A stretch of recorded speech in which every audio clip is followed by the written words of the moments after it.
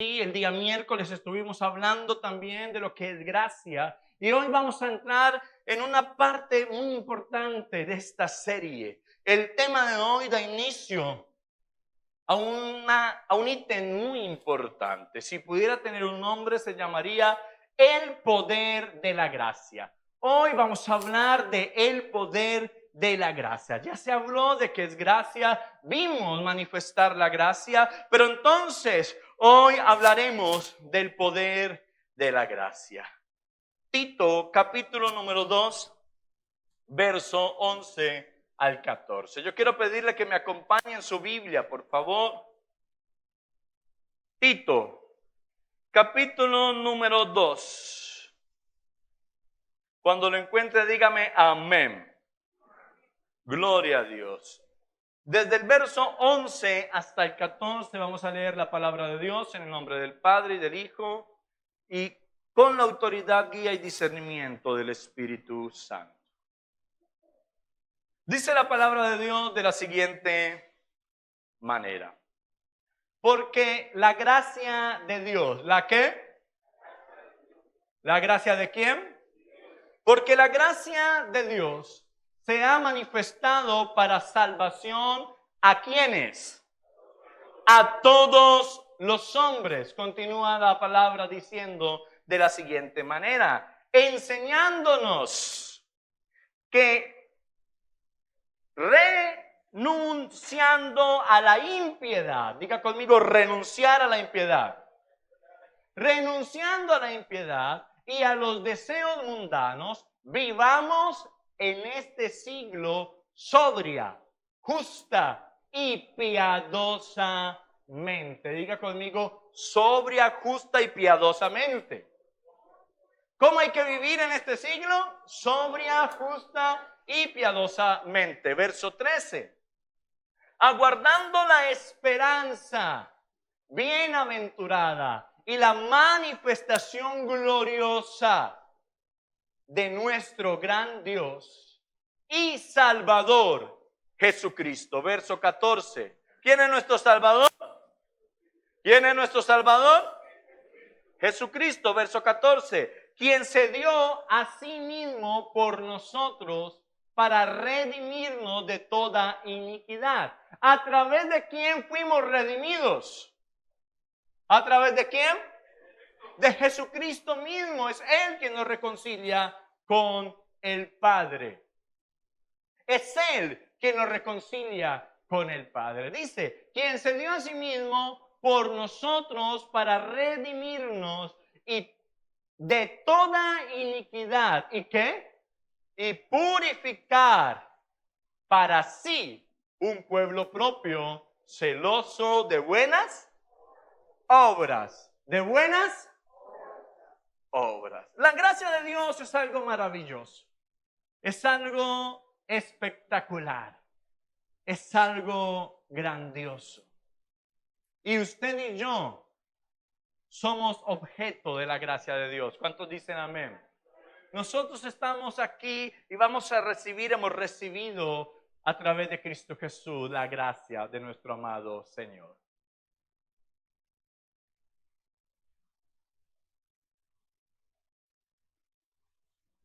Pero la gracia es poderosa. Hay gente, y espero no cristianos, pero hay gente que no ha comprendido el poder que tiene la gracia de Dios. La gracia de Dios es algo magnífico. La gracia de Dios para con nosotros es algo poderoso. Por eso a partir de hoy estaremos hablando del poder de la gracia. Y hoy vamos a hablar, ¿sí?, del poder de la gracia. Pero para poder hablar del poder de la gracia, necesito hablar de los 4 rasgos del poder de la gracia de Dios. 4 rasgos del poder de la gracia de Dios. La gracia de Dios se manifiesta y tiene 4 bendiciones para nosotros. 4 rasgos del poder de la gracia de Dios. Primero, el perdón de nuestros pecados. La gracia tiene el poder para traer sobre nuestra vida perdón de pecados. Segundo, la justificación. A través de la gracia, de este don, de este regalo, somos justificados. La gracia tiene el poder de justificarnos. Tercero, la transformación. Dice la palabra que por medio de la gracia podemos ser nosotros transformados. Y cuarto, la salvación. La gracia tiene el poder de entregarnos salvación. ¿Cuántos dicen amén?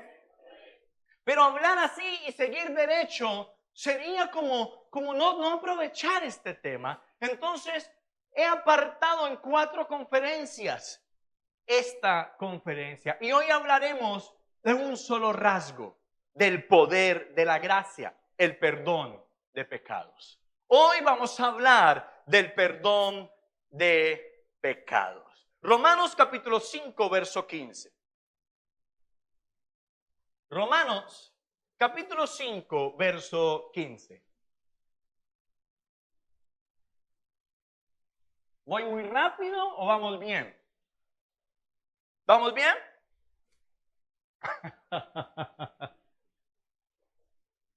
Ahorita arreglamos usted y yo afuera.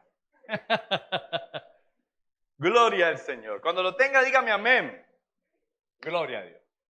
Pero el don, escuche esto, no fue como la transgresión, porque si por la transgresión de aquel uno murieron los muchos, para un instante. La carta a Romanos está hablando de algo, el apóstol habla de algo, de este don precioso que el Señor nos entrega. Pero dice que el don no fue como la transgresión, es más poderoso el don de Dios que la transgresión. ¿A qué transgresión se refiere? ¿Cómo? Al pecado. Y dice, porque si por la transgresión de aquel uno murieron los muchos, ¿a quién se refiere? A Adán, la transgresión de Adán, el pecado de Adán. Por el pecado de Adán los muchos morimos. ¿Vamos bien? Dice, porque si por la transgresión de aquel uno murieron los muchos, abundaron mucho más para los muchos la gracia. ¿La qué? La gracia y el don de Dios por la gracia de un hombre. ¿Quién es ese hombre? Jesucristo. Hay que entender que si por el primer Adán entra el pecado y la muerte, por el segundo, el postrer Adán, que es Jesús, viene entonces la gracia, la misericordia, el amor, la salvación, el perdón de pecado, la justificación y la transformación. ¿Cuántos dicen amén? Entonces hay que entender que el pecado trae muerte. Dice que por el pecado de uno, los muchos morimos, pero por el sacrificio de uno, por la gracia de uno, los muchos seremos salvados. ¿Cuántos dicen amén? ¿Cuántos dicen amén? Pero entonces, para poder comprender que la gracia tiene el poder de perdonar pecados, es necesario recordar algo que ya todos conocemos. ¿Qué es el pecado? No responda con su boquita, levánteme la mano los que sepan qué es el pecado. Eso, gloria a Dios. Hace rato no veía tantas manos arriba.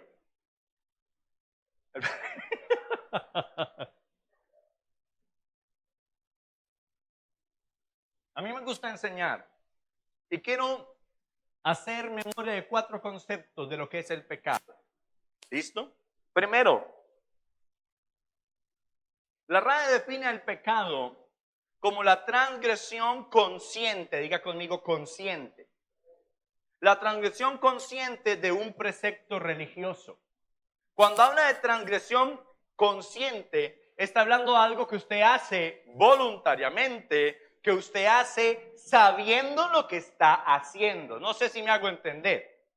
A veces le preguntan a uno como pastor, mi niño lleva 15 días de nacido, pero yo estoy viniendo a la iglesia cristiana, lo quiero bautizar, pastor.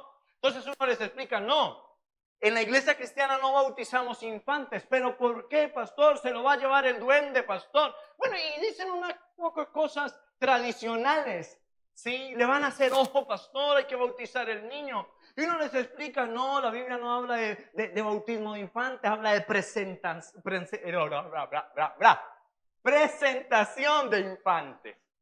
Y el bautismo bíblico es para una persona consciente. ¿Por qué? Porque una persona consciente puede reconocer lo que ha hecho o dejado de hacer. ¡Aló! Usted no me puede decir, pastor, yo caí en fornicación con mi novio, pastor. Hermana, ¿y qué pasó? No sabemos qué pasó, pastor. Íbamos caminando los dos por la calle, pasamos frente a un hospedaje, un motel, y el diablo nos cogió, nos metió y nos hizo, y nosotros no nos dimos cuenta qué horas, pastor. Eso no es así. Eso no es así. ¿Vamos bien o no? Pero el segundo concepto también es muy interesante. Cosa que se aparta de lo recto y justo o que falta a lo que es debido. Pecado. Se aparta de lo recto, de lo justo, de lo que es debido. La palabra pecado proviene del latín peccatum, término que los antiguos romanos usaban originalmente como sinónimo de tropiezo o equivocación, aunque ellos lo usaban más para hablar de la honra que de algo religioso. Pero la palabra pecado fue tomada del latín peccatum y ellos lo tomaban como ese sinónimo de tropiezo o equivocación. ¿Vamos bien? Pero cuando vamos a la luz de la palabra, es necesario hablar de un último concepto. El pecado es la acción contraria a la ley de Dios, a los mandatos de Dios, a los preceptos de papá. Lo que va contrario a, ¿se llama? Pecado. Entonces cuando Dios dice, honra a tu padre y a tu madre, y usted y yo lo deshonramos, ¿qué estamos haciendo? Pecando. ¿Por qué? Porque vamos en contra de un precepto, de una ley, de una ordenanza de nuestro Padre. Y al quebrantar esta ordenanza, estamos pecando. Amados los unos a los otros, pero usted mantiene matándose el uno con el otro. No se da cuchillo porque es cristiano prácticamente, si no. Entonces, si está yendo en contra de tal establecimiento de Dios, ¿cómo se le llama eso? Pecado. Y es lo que la gente no le gusta. Entonces, por ejemplo, si usted está levantando chisme de la persona que está al lado suyo, ¿usted quiere que yo le diga chismoso? No, porque se ofende. Entonces, para que no se ofenda, le digo pecador. ¿Por qué, pastor? Porque la palabra dice que los chismosos no heredarán el reino de los cielos. O sea que un precepto es no ser chismoso. Y si yo estoy siendo chismoso, estoy pecando. Es tan sencillo como eso. No lacerar el templo del Espíritu Santo. Entonces no hago sino fumar cigarrillo, no hago sino fumar marihuana, no hago sino inyectarme cocaína que está deteriorando mi cuerpo. ¿Cómo se le llama eso? Pecado. Soy soltero y soy promiscuo y me acuesto con cuanta escoba con falda o trapeador con pantalón aparece, arriesgándome una enfermedad venérea. Estoy atentando contra el templo del Espíritu Santo porque el que fornica contra su propio cuerpo peca. A eso se le llama pecado. No hay otra manera de llamarlo. ¿Aló? Y si usted es casado y está adulterando, pues hermano, imagínese. Se llama pecado. Pastor, llámelo tropiezo. Se llama pecado. Pastor, llámelo error de una noche. Se llama pecado. Pastor, llámelo una noche de copas, una noche loca. Se llama pecado. Porque va en contra de un mandato de Dios. ¿Aló? Pastor, pero entonces la Biblia no dice que pegarle a mi esposa sea pecado. Ahí voy ganado, pastor. Si usted es pegón o pegona, sí, hay mujeres pegonas.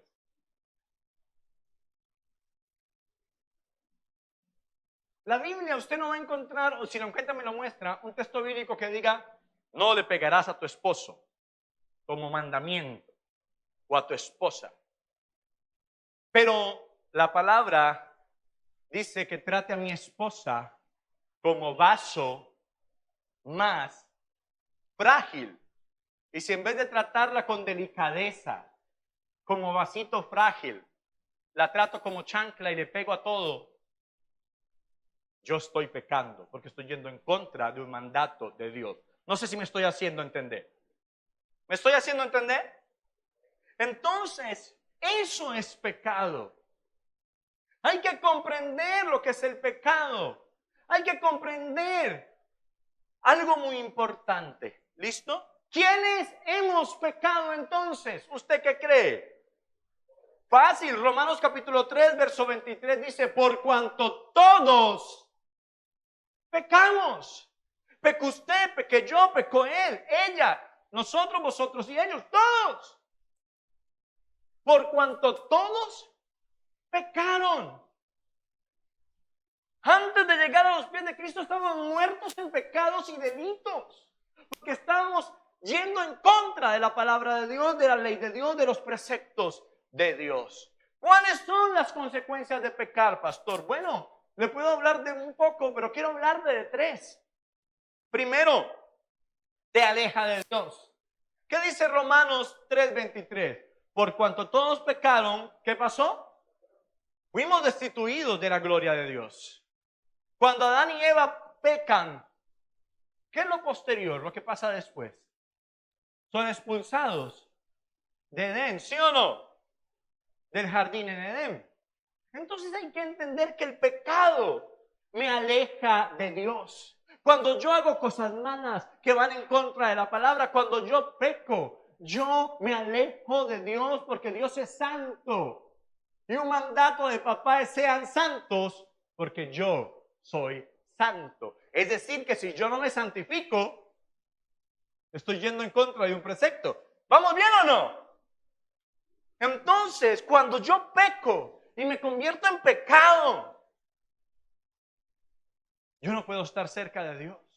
Entonces el pecado me aleja de Dios. Hay gente que trata de orar y siente que Dios no la escucha, como si su oración fuera estorbada. Revísese, ¿qué está pasando? ¿Qué ha hecho? ¿En qué ha pecado? ¿En qué ha fallado? Porque puede ser que el pecado le esté impidiendo tener una comunión con Dios porque lo tiene alejado y no nos hemos dado cuenta.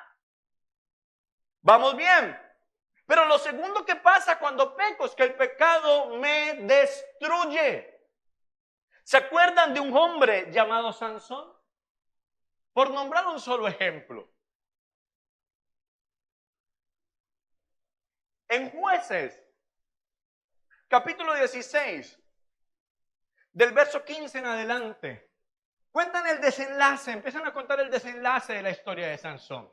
Y ahí en Jueces es impresionante, porque allí en Jueces 16, del 15 en adelante, me muestran que Sansón empezó a jugar con su santidad, que Sansón empezó a jugar con lo que Dios le había dicho que no hiciera, que incluso se mete con una mujer que no era del pueblo de Dios. ¿Cómo se llamaba la mujer? ¿Y de dónde era? Y se mete con esta filistea.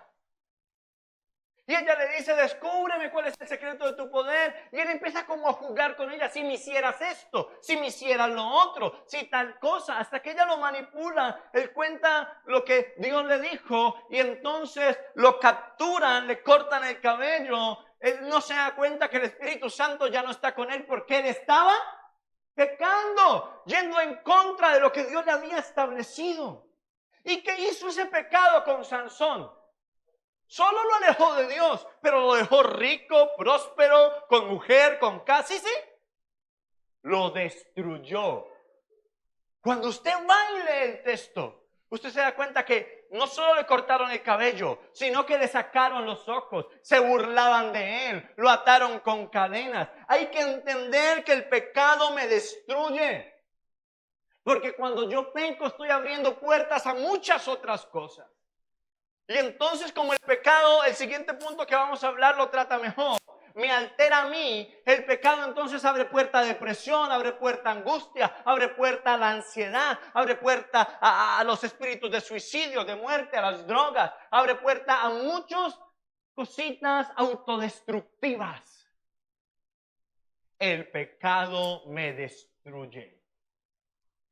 La iglesia Tiene que entender esto y alejarse del pecado. Usted y yo no podemos vivir en pecado porque el pecado nos destruye. ¿Qué pasó con Absalón? ¿Será que solo le pasó a Sansón?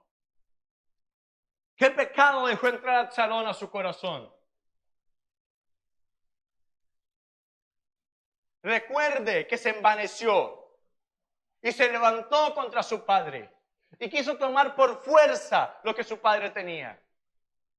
¿Se acuerda? ¿Y cómo terminó Absalón? Muerto. El pecado me destruye. ¿Qué pasó con Saúl, primer rey de Israel?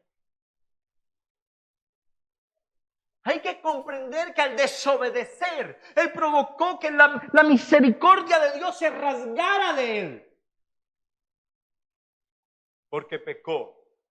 Porque prefirió congraciarse con la gente que estar bien con Dios. El pecado me destruye. Muchos de mis comportamientos autodestructivos, por no decir todos, son porque yo he abierto puertas a través del pecado. Y lo tercero, como consecuencia del pecado, arruina mi relación conmigo mismo y con los demás. Eva y Adán pecan. Dios llama a Adán a cuentas. Génesis 3, del 1 en adelante. Y sobre el verso 8, si no estoy mal, en adelante, Dios los llama a cuentas. Y le dice, Adán, ¿dónde estás, Señor? Te escuchamos. Y nos escondimos porque estábamos desnudos. ¿Quién te enseñó que estabas desnudo? Has comido del árbol que te mandé no comer, un precepto. Fueron en contra de él, pecaron. ¿Vamos bien o no? ¿Por qué hiciste tal cosa, Adán? ¿Qué dice Adán? Ahí ya su relación con Dios estaba afectada por el pecado. Y consigo mismo, lleno de temor, de vergüenza, se escondió. Él ya estaba afectado por el pecado. Ahora le dice Dios, ¿qué fue lo que hiciste? Y su relación con su esposa también se deteriora. La mujer que tú me diste. Esto es tremendo. La mujer que tú me diste. Eva, ¿qué hiciste? La serpiente. Me engañó y yo comí. El pecado deteriora mi relación con Dios, conmigo mismo y con los demás. ¿Qué pasa con una persona que empieza a consumir drogas y la adicción va creciendo y le va dando más fuerza a los espíritus que vienen a través de esto y al pecado que está cometiendo y se convierte en pecado? ¿Qué pasa con su relación con Dios? ¿Qué pasa con su relación consigo mismo? El amor propio que debería tener, el cuidarse como debería cuidarse. ¿Qué pasa con eso? ¿Qué pasa con su relación con los demás? Empieza a robar a mamá, a robar a papá, empieza a robar en el vecindario, cuando ya no tenga qué, empieza a atentar contra otros, porque el pecado provoca que mi relación con Dios, conmigo y con otros se deteriore. Hay consecuencias cuando yo peco. ¿Qué pasa cuando una mujer adultera? Es un pecado, ¿sí o no? ¿Qué pasa con su relación con Dios? ¿Qué pasa con su relación consigo misma por la culpa, por la acusación, por todo lo que viene? Ella misma empieza a destruirse. Ahora, ¿qué pasa con su relación con su esposo? ¿Qué pasa con su relación con sus hijos? ¿Y si la suegra no la quería? Esas relaciones se deterioran porque el pecado afecta mi relación. Entonces hay que entender, y quise nombrar 3 por nombrarlas, pero estas 3 consecuencias del pecado, porque pude haber traído más, pero me parecieron las más dicientes para hoy. Me aleja de Dios, me destruye y daña mi relación conmigo y con los demás. Ahora usted analiza su vida y dice, con razón, no me está yendo bien en el trabajo. Con razón peleo tanto con mis compañeros o compañeras. Con razón discuto tanto con mi jefe. Si no es por el pecado mío, es por el de él, pero nuestra relación. No sé si me estoy haciendo entender. ¿Aló?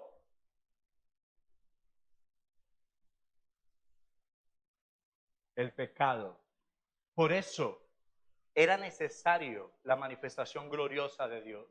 ¿Por qué? Porque todos estábamos muertos en nuestros delitos y pecados. Todos. Estábamos destituidos de la gloria de Dios. Entonces Jesús, manifestando su amor y su misericordia, derrama sobre nosotros gracia. ¿Cuál es la solución para salir del pecado, para recibir perdón de pecados? Acudir a la gracia de Dios. Porque la gracia de Dios tiene el poder de perdonar pecados. Esta gracia ha sido manifestada a través de la cruz, a través de Jesús. Colosenses 1, 9 al 14. Quiero ir cerrando con este texto, este verso, por favor. Colosenses.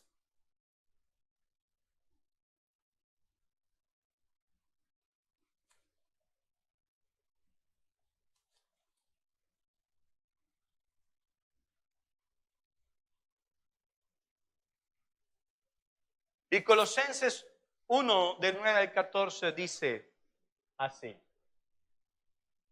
Del 9 al 14. Cuando lo encuentre, dígame amén.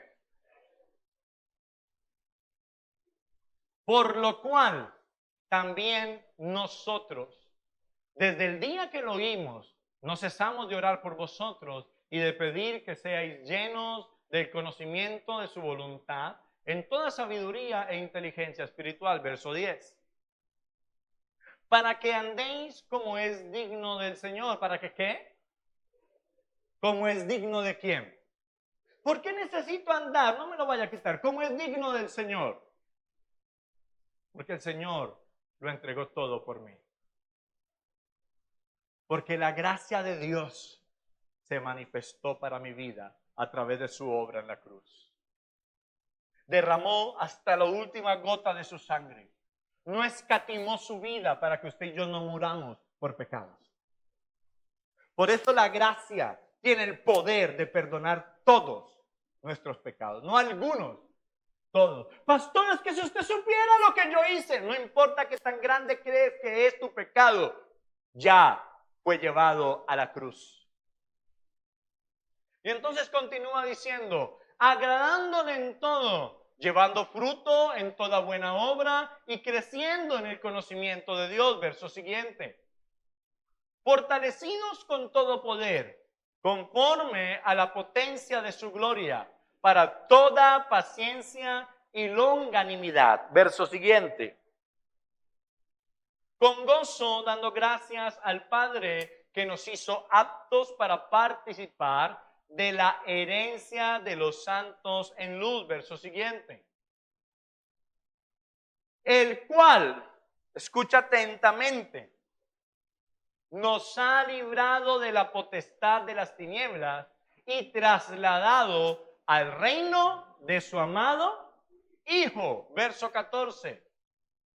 En quien tenemos redención. ¿En quién tenemos redención? ¿Por medio de qué? A eso se le llama gracia, porque usted y yo no lo merecemos. Entonces dice aquí, en quien tenemos redención por su sangre, el perdón de pecados.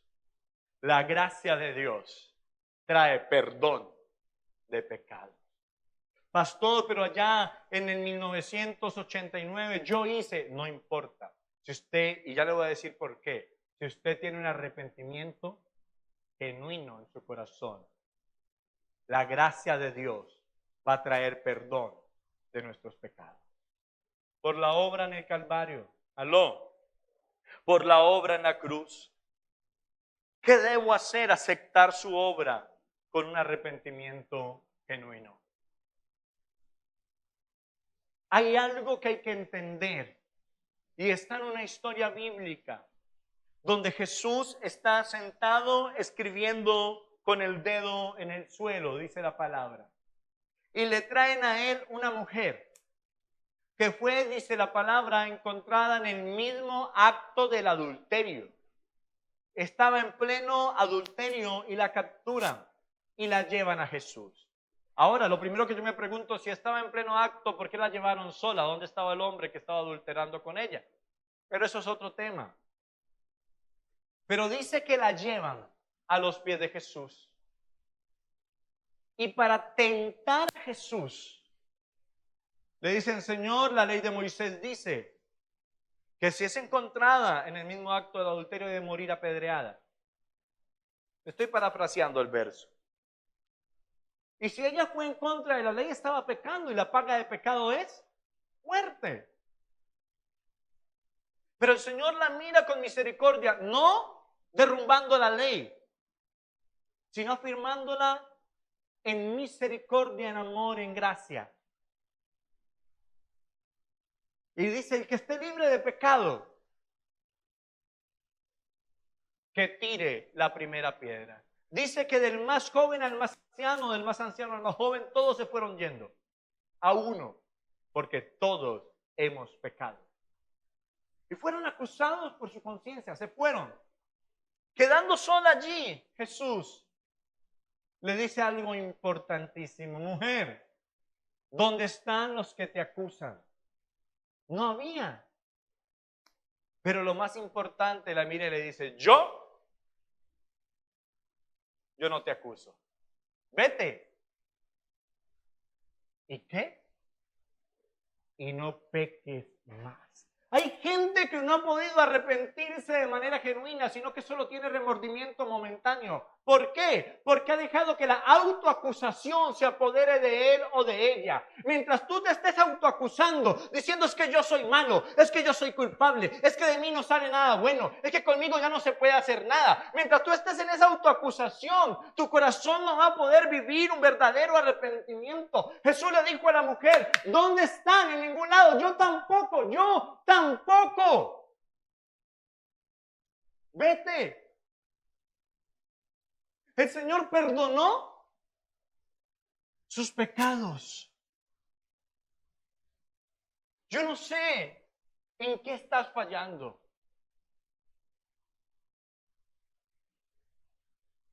Pero hoy el Señor te dice, no te acuses más, porque mi gracia va a alcanzarte.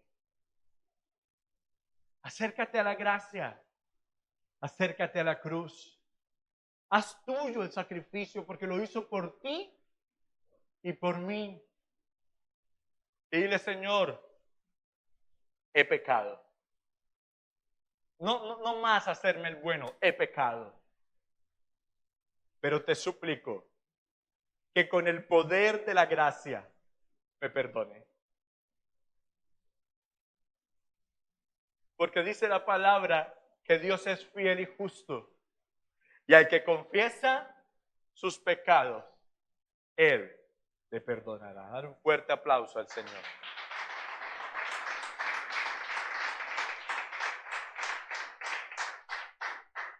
Por su gracia somos perdonados. Necesitamos arrepentirnos y no pecar más. Es así, ponte sobre tus pies. Y vamos ahora a ministrar la palabra de hoy.